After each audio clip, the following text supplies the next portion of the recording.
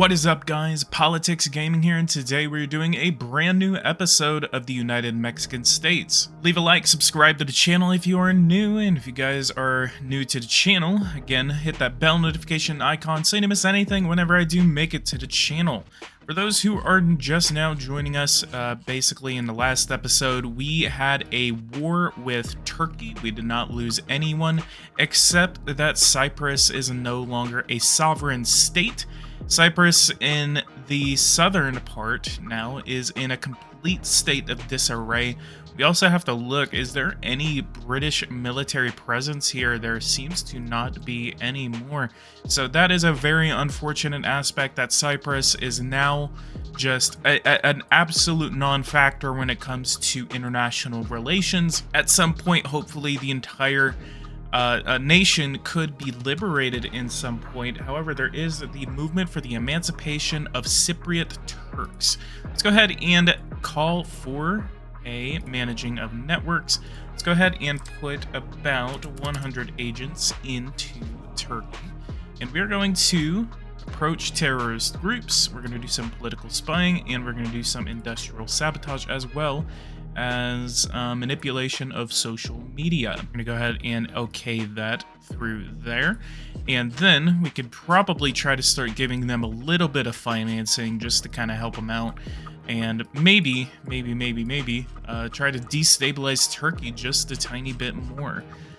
We also have the ability to put some military presence in Tunisia. I think we could do with maybe 10 jets, maybe a few hundred troops into the region in case that tensions with Turkey arise again. Border guard wise, this actually looks a little bit better for some reason. Even though I am fully against the occupation of Cyprus, I do actually kind of like these borders with Turkey now. So that is very unfortunate that Cyprus has lost its sovereignty. However, we will try to at least liberate them, or at least support their eventual liberation in the future. We are going to focus on building international relations with Japan today. Japan is the second or third largest economy in the world. Let's go ahead and see what our economies are side by side. We are the 10th largest economy on the planet, and Japan is number 5. So it looks like that India and Germany have overtaken Japan as the larger economies. That is very unfortunate. Japan continues to stagnate in terms of economic prosperity, but I mean, we could maybe see a revitalization after a free trade agreement is signed. That is going to be the idea behind the building of relations with Japan, is to try to sign a global economic treaty. If we can get a global economic treaty, we are going to be able to do some really good things in terms of manufacturing and everything like that. The other thing that we're going to do is that we're going to invest in education and healthcare, and we're also going to go through our industrial base and try to see and make sure what is needed to be done whenever it comes to manufacturing. The idea behind this series was that I wanted to make Mexico basically the next China in the world, and we are going to be basically like the US's backyard whenever it comes to manufacturing goods, and we are hopefully doing better. I mean, our chemical industry is doing better, consumer electronics, better conventional submarines, copper, everything like that. We will go through in a minute, but what I really want to do first is to get to this meeting with Japan and try to sign a 1 or 2 economic treaties with them. What we're also going to do beforehand is that we're going to try to sign a emigration agreement with them, try to send some workers over there in response. I think first what we're going to do is a bilateral agreement for student exchanges, and then we're going to try to do a year of culture, which we already have done, it looks like. Repatriation. We could do a scientific cooperation agreement and an emigration agreement. If we do an emigration agreement, we will actually be able to make some money off of this. And the importation paid from Japan to Mexico. We will say that we want Mexican workers to come and work in Japan, receive and detain. That's actually going to be the main thing. Let's go ahead and do let's do 80 billion pesos here. Try to see if Japan will be down to accept something like that. Our relations with Turkey return to normal. Situation has gone back to normal. I think we should restore diplomatic relations with this country. Do you want me to ask him if we can make a joint decision to reopen our respective embassies? We will refuse this decision because we continue to not recognize that Turkey has occupied. We will not recognize that Turkey has occupied this. We will close relations and we will not be interacting diplomatically with Turkey for the next couple of years. For this reason, we will also do a entry ban for the president of Turkey. A refusal to host a head of state will damage relations between the two countries considerably. Among other things, it will have a repercussion of the public opinion of the country depending on what it thinks of the leader non grata. We will ban the president from coming into Mexico, and we will also manage the repatriation. Repatriating nationals of their country of birth will damage relations between the two nations. The government orders repatriation when it judges that the safety of its citizens is at stake. The government can be deemed to be irresponsible if it doesn't repatriate when it would be necessary. And manage abroad. So if I actually look, I really like how a lot of this is right here. I really love the embassy idea behind Power and Revolution. And people really like that decision with banning the entry of the president of Turkey from coming into Mexico. Unfortunately, it's clear that education level of your country is well below ours. Even if travel does broaden the mind, the gains of our youth would be much less than a country that has comparable education system. So we need to continue to invest into education. So that's going to be the first thing we're going to do. Is we're gonna go over here. We're gonna play this as we do this. Teacher spending, or teacher training and guidance. We have 19.4 to 17.7, so that's just below about 1.5 trillion that we can spend. And we have the meeting with the Prime Minister of Japan. Teacher training. We will do literacy aids. We're going to spend about $1 trillion pesos here on our education system. Aids and scholarships, school equipment and material, renewal and maintenance. Whew, man, these things are expensive. 600 billion pesos has just been invested into education. We will also come over here. Let's see what our numbers here are. Illiteracy rate is at 5.23. We have had a very bad go at trying to reduce illiteracy. We have had nearly 10 years on the job, and this is just baffling that the illiteracy rate is still this high. We have only reduced it by 0.25% in what, 2023, 2029. That's 7 years. Why are we only doing this in 7 years? Higher education students has nearly doubled at this rate. Primary school attendance is at max. Student teacher, we still have a massive amount of student teacher primary right here. So classrooms are still too big. We actually are on the rise here whenever it comes to student teacher ratio. So we actually have to do a hiring campaign right now for teachers. So we'll go ahead and do 2.8 million teach. Well, we'll do 2.6. We'll do 2.6. General education, tourism and foreign languages. We're gonna do this because we really need to focus on cooperation with the United States. Medical training and scientific training. We will also invest more into that. Salary of teachers, 16,000 pesos, has not moved over the last couple of years, but it was 12,000 pesos back in 2023, and it is 16,000 now. Percentage of scientists is 0.38% of the population. Could we invest more into, let's do 40 university centers. We'll start investing a crap ton into these facilities. We may need to build more. Of these facilities. 180,000, 115 billion. 800. Let's go ahead and build some more. Secondary education, 490,000 people, less than 2 months. So we're just going to continue to make massive investments into here.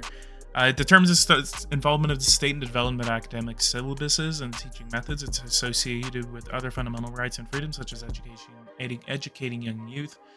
It has a major influence on the way in which society is built. So we don't really have too much there.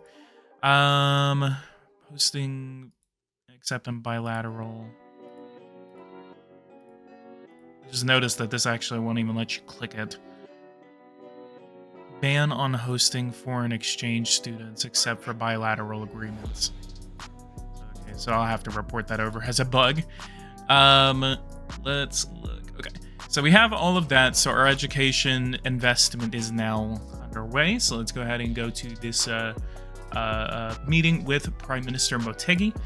And we will offer him a coffee, offer a glass of champagne, love your country, and let's go ahead and just do a export agreement, I guess, and we will try to export something over to them. All right, and we got the San Luis Agreement between Mexico and Japan. This is a 12,000 peso per tow agreement for oil. We are exporting 51.5 million tow worth of oil over to Japan for an estimated worth of 620 billion pesos. This is a 5-year-long agreement, which will end in 2034. We'll go ahead and end this meeting right here. Good thing that we finally got some sort of economic agreement between our two nations, and this will definitely be beneficial for our economic relations. And people really didn't like the spending that I did right there. And because that economic agreement will have a adverse amount of growth for us, I'm going to go ahead and start increasing my, it is going to be my financial transaction tax. This will give me some money, but it will reduce economic growth. Let's go ahead and ask for Parliament's opinion and go ahead and send that through.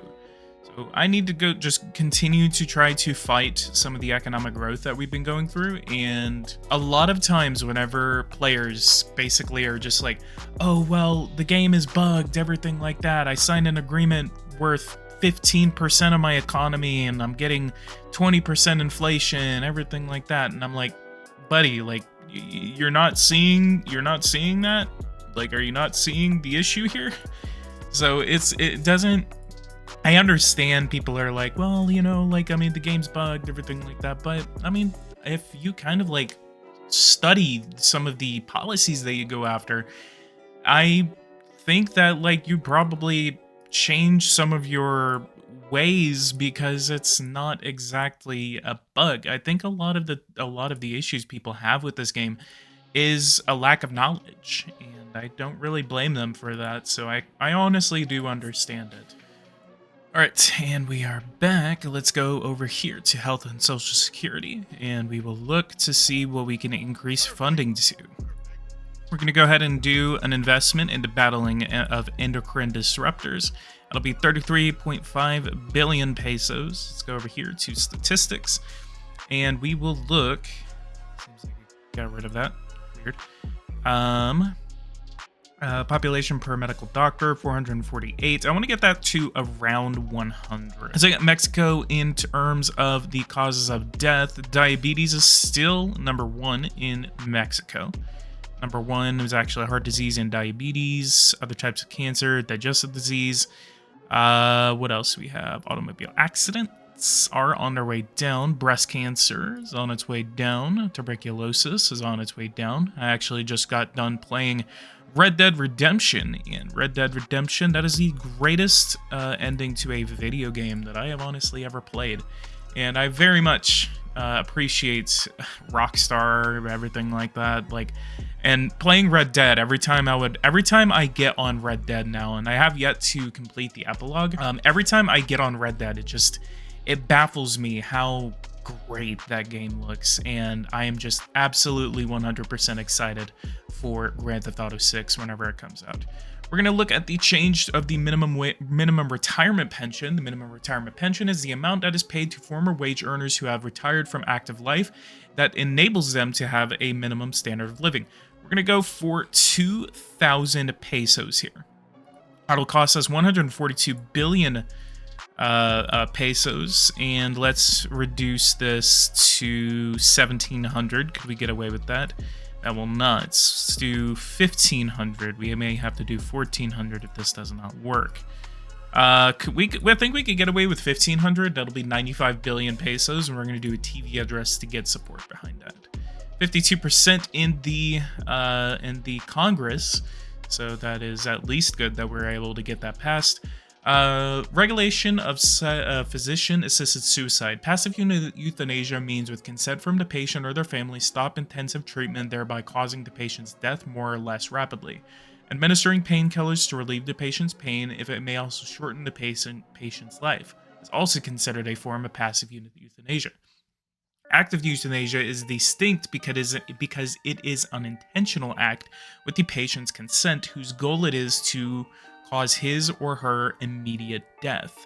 So this is a little bit controversial, so let's actually look to see. Yeah, 100% of Parliament would be against such a measure. However, people are in support of it, so I think if I actually held it to a referendum, that could actually be a thing. But I think passive euthanasia is going to be tolerated and legal, so we're not really going to mess with that.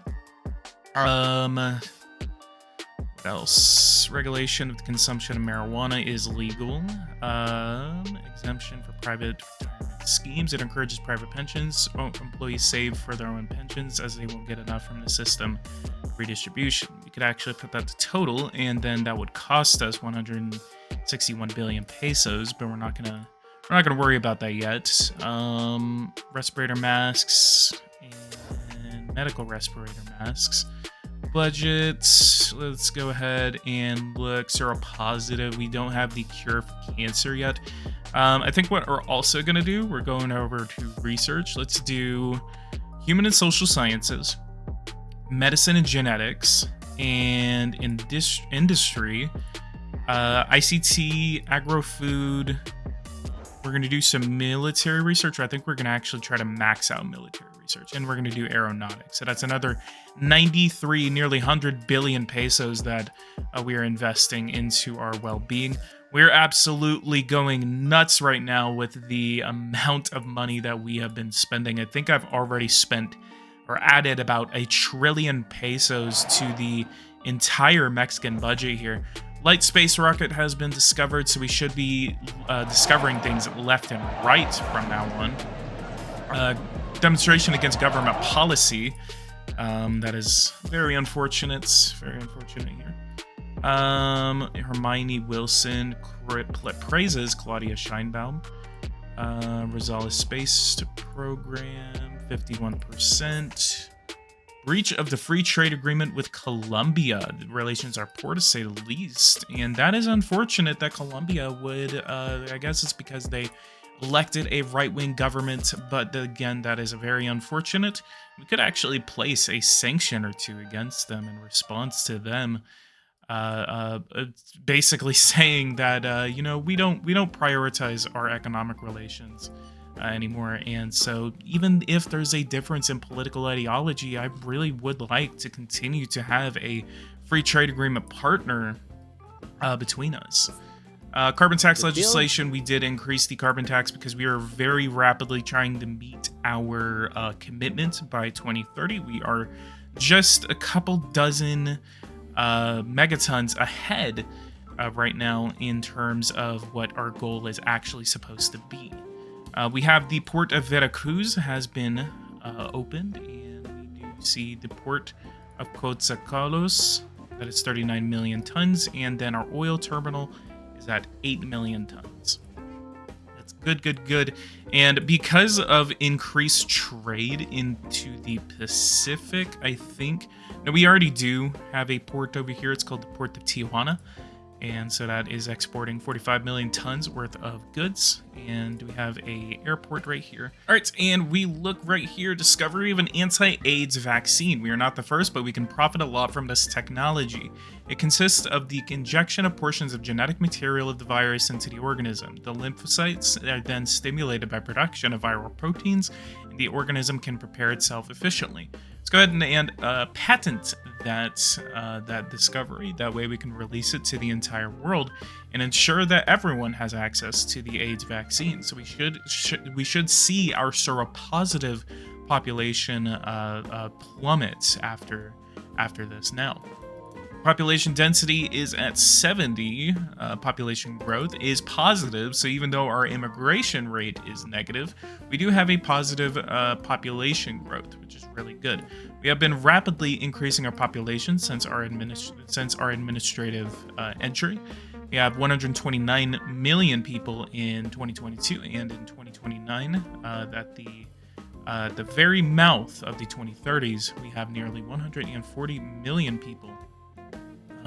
We also, Human Development Index is among the highest, and we are almost ahead of Qatar. We are very much behind whenever it comes to the United States, Australia. Once we get to like 0.95, I think we're going to start to turn our immigration rate right around, and I think the investments into education, into healthcare, all of that will definitely start to have our Human Development Index turn right around. Whenever we started this series, I'm going to go ahead and play this. We had the idea that we were going to become the next manufacturing power of the Americans. And so let's go ahead and go through. Aeronautical construction is 29 billion pesos. Are we exonerating this? So let's go ahead and delete those exonerations. AIDS vaccine, could we nationalize this? Let's just go ahead and subsidize it with 5 billion pesos here. And let's automobile construction is actually on its way down. Could we actually nationalize this in order to save it? But I'm going to wait until we get another large surplus. If this dumps below 800 billion pesos, then we will do an emergency nationalization for the sector. Do we have the exoneration of the sector? We do not, so we'll go ahead and exonerate it due to its financial difficulties. We will do an emergency subsidy of 12.5 billion pesos for the sector, and we'll go ahead and confirm that. And we will also go to China. We have China. We will increase tariffs on China by another 20% to 70%. Could it be that our slump in sales is because of the tariffs against China? Let's go over to World Info, look over here, and we will look. China does produce 28% of the world's vehicles, and we only produce 3.15%. So that is, what is the price looking like? Purchase price is down. Price tax included is down. The productivity index is actually on its way down. Profits are down about 2 billion pesos. Yeah, it's kind of a hard sell right there. Biotechnology, let's go ahead and delete these exonerations. We're going to go through and basically get rid of all of our exonerations. All right, and we are back. I spent some time trying to renegotiate a lot of these immigration agreements, which is why you saw a pretty large time jump here. So essentially what I'm having trouble with is that if I look over here, I have a lot of illegal immigration right now. So what that means is that there is more people that are leaving than there is in any other scenario right now. What I need to do is that I need to go ahead and invest into some detention centers. A detention center is a facility for holding illegal immigrants before they are deported to their home country or released following administrative or judicial action. The duration of detention is limited to a maximum of several months. Our effective functioning depends heavily on the number of spaces available. We're going to go ahead and invest in 410 of these. We're going to actually do 400 of these and distribute them all across the country. And what could I do? I wonder if the location of these is actually matters at all. We're going to go ahead and confirm this order, and what I'm going to do at the same time is I'm going to go over here. We're going to do a regularization operation for 540,000 illegal immigrants. Massive regularization operations for any undocumented immigrants residing in the territory at the beginning of the year and having been employed for at least 1 year. This is intended to stimulate and aid economic sectors that employ many illegal workers, which is construction, large farms, etc. Thus, these regularized immigrants will no longer be deported to their country of origin. It is ineffective to launch multiple regularization campaigns in succession. And so let's go ahead and confirm this over. And we are about a day from the Caillou Summit, and we have a very open border policy. So what we really are trying to do is that we're going to try to lower the amount of illegal immigration. We're going to try to make sure that deportation is going to be our #1 thing, because what I think I can do is I can reduce the amount of illegal immigrants coming in by increasing the amount of deportations that I'm doing. So the more immigration that look. So I have more immigration coming in than immigration, even though my immigration rate is actually negative. What I think I can do is, it says that the reason that they were refusing it is because I have more immigrants right now. So let's look. So this is the reaction to it. The white community, 183,000 people are out in protest right now. And so the Caillou Summit comes up, 0.18, and Hungary, Malawi, and white community. The demonstrators intend to send. So, and also, we also may be able to increase our relations with Canberra. So I think with Canberra, we'll go over here. We'll do a action, and let's do a bilateral agreement for student exchanges. If we can actually do that, that will be good. So they accepted the agreement. Central bank interest rate is 0.16. Man, I'm surprised we barely even budged past 10% inflation with how low our interest rates are. But I think it's kind of okay that we're able to keep them so low, because it does help our currency out, at least in terms of worth. It's kind of like a little bit of a pattern right now where like our inflation kind of skyrockets all the way up to like 8%, and then once we kind of get it down, then it skyrockets again. 5% growth right now, which is okay. I don't really want it that high, but let's go ahead and go one more day. We're going to go to the 10th of April. And student exchanges, what does that do to our relations with Australia, with the Commonwealth? Economic relationships is 0 now, so that's good. And I think one last policy is going to be initiate a year of culture with Australia, and I think in the next episode we could implement a free trade agreement, so that increases our bilateral ties just a tiny bit. 4.73, 0% only happiness, anti-diabetic on the market. Let's go over here. Economic relationships, alignment of political tendencies and power. And we're going to hope that these guys don't get thrown out of office. Fight against global warming is actually hurting our relations, so we're going to have to do a meeting. Let's go ahead and plan a meeting between our two nations on the 17th of April. That will be for the next episode. I also could... So immigration, I think immigration will be something we will try to focus on in the next episode. We did do a lot. We spent at least over 1 trillion pesos, about 1.5 trillion pesos in this episode, and we are just continuing to invest into the future of Mexico. Education is our #1 budget priority, while Homeland Security is #2, Social Security is #3, Agriculture is #4, Transportation Industry, Secret Services, Research, Defense, etc., etc., etc. So let's go ahead and end this episode right here. If you guys like this, go ahead and leave a like. Subscribe to the channel if you are new. If you guys want to see more content like this, hit that bell notification icon so you don't miss anything whenever I do make it on the channel. If you guys are interested in seeing more Mexico, again, hit that bell notification icon so you don't miss any new episodes whenever they do come out. I'm really excited to see what else is going to happen with Mexico as we turn it over into the 2030s. And I'll see you guys in the next one. Thank you guys so much for watching, and take care.